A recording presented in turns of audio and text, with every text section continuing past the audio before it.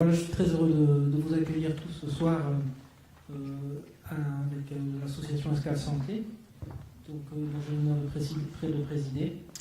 D'abord quelques remerciements. Donc remerciements à tous les participants qui ont répondu à notre invitation. Certains viennent de loin, de Bordeaux, d'Agen, de Bergerac même, et certains même des Landes. Donc ils ont fait le déplacement, ils ont pris ça sur leur temps professionnel. Je vous remercie pour ça.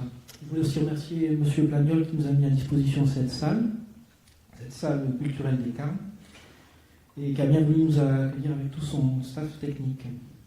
Donc, il s'agit de la 4e rencontre annuelle des professionnels de santé, qui porte donc sur le thème du maintien à domicile et du rôle des équipes pluriprofessionnelles. Cette rencontre fait suite à un cycle de rencontres que nous nous efforçons, et nous tenons le rythme de faire une soirée tous les 2 ans et une demi-journée tous les 2 ans. Il y a eu 4 rencontres. La première, je fais un bref rappel, était en 2014 sur le thème de l'articulation ville-hôpital. Elle avait permis de reconnaître les attentes des professionnels en matière d'articulation ville-hôpital, de connaître les ressources du territoire aussi. Ça a permis de diffuser des plaquettes, d'échanger des informations, donc d'échanger, c'était assez pratique pour les professionnels. La deuxième rencontre, c'était sous forme d'une soirée en 2015 sur la e-santé. Le but était de découvrir, de comprendre les enjeux de la télémédecine, toujours sur le territoire, de découvrir des outils de partage sécurisés, d'informations médicales entre le médical et le social. Ça a quand même débouché, ça a un peu avancé cette deuxième journée, puisqu'il y a eu quand même la mise en place d'une messagerie sécurisée maintenant qui fonctionne. Et il y a aussi donc l'utilisation d'outils de communication professionnelle qui se sont mis en place au niveau de certaines associations.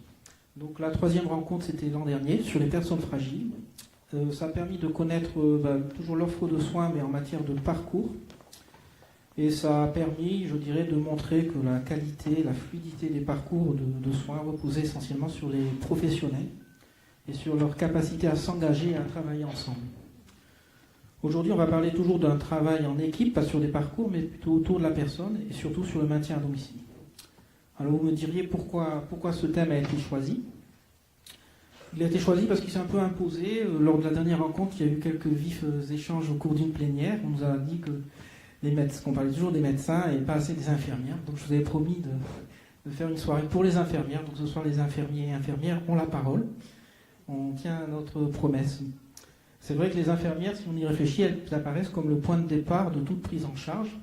Et le noyau de la formation d'une équipe de soins, souvent ça part des infirmières, donc elles ont toute la place.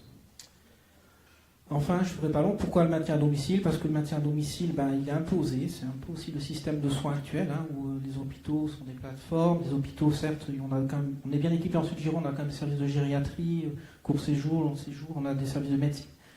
Mais même si les gens restent 1 mois, 2 mois à l'hôpital, les 10 ou 11 autres mois, c'est nous les libéraux qui s'en occupons. Donc le maintien à domicile, ça nous concerne pleinement. Le maintien à domicile, il est aussi de plus en plus complexe parce que les populations vieillissent, donc il y a des comorbidités. Elles sont aussi complexes parce que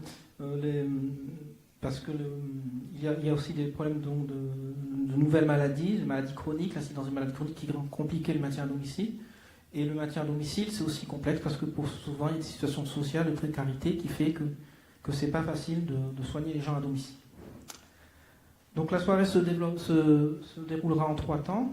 Une première, ça partira des relations professionnelles existantes. C'est un peu ce que nous faisons et ce que nous savons en matière de prise en charge en équipe pluriprofessionnelle. Ensuite, on découvrira donc des exemples d'organisation en équipe qui peuvent être pour nous des sources d'inspiration. Et j'espère que ça va nous encourager à nous aussi, à partir de ces exemples, de constituer des équipes, de modifier nos pratiques afin d'améliorer la qualité de soins des patients.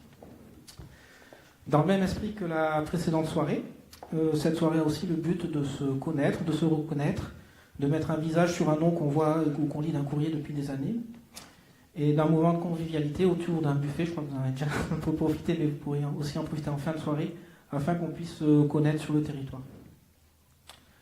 Voilà, c'est tout pour mon introduction. Je vous dirais juste de bien remplir les feuilles d'évaluation qui sont remises avec le livret. Pour nous, c'est important d'avoir un retour sur la soirée. Ça permet pour les prochaines soirées de s'organiser, de prendre en compte vos remarques.